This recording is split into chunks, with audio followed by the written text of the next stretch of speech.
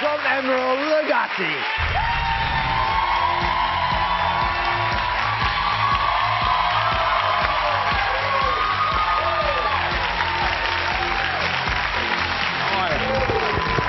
Good to see you.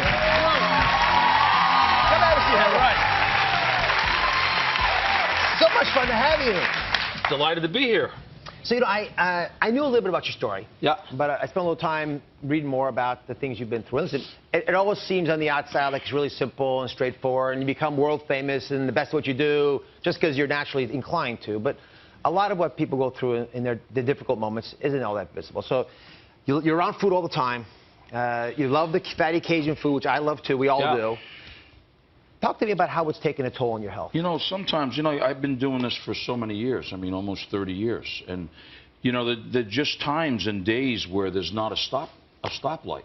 Mm-hmm. I mean, you're around it all the time, you know, and, you know, you're trying to think about health and think about, well, I have to do this in moderation. Julia Child used to tell me all the time, everything is good, but just do it in moderation. Yeah. And, well, that's easier said than done, as you know. And so when you're constantly around it, I mean, you know, you go from breakfast to the office, and then you're having a pasta tasting, and then you're going to lunch, and then you're doing a pie tasting after that, and then you got television. It's just constant. So, you know, as much as you want to think, hey, I really need to grab a hold of this thing, and we all do that. But until you do something about it, that's the bottom line. You got to do something about it. So when did you first realize that you needed to take control of your health? A couple of years ago, you know, I had gone through the whole Katrina thing. And after it hit with my staff, the first thing, and my family, realizing the destruction of not only the restaurants, not only our home, not only home base, which is what our corporate office is, but the community in which we live in, there's nothing left. But for you personally, and Dr. Roizen, who's our beloved enforcer, Absolutely. who I know has been helping you a little bit get control of your health. Now, this is a very personal battle. We can talk about your responsibility to the city of New Orleans, and I've been back there many times. Yeah.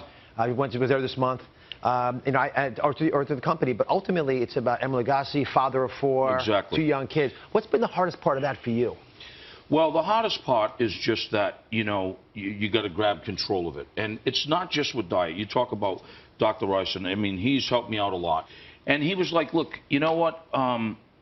You know, you're really overweight. Are you exercising? So you're overweight and you're not exercising. Because there's a big balance about you got to exercise. So that was the realization that not only do I have to just grab control, you know, and, you know, Doc, I got to tell you this. It's not that I've been with the soil and in touch with the soil for over 30 years.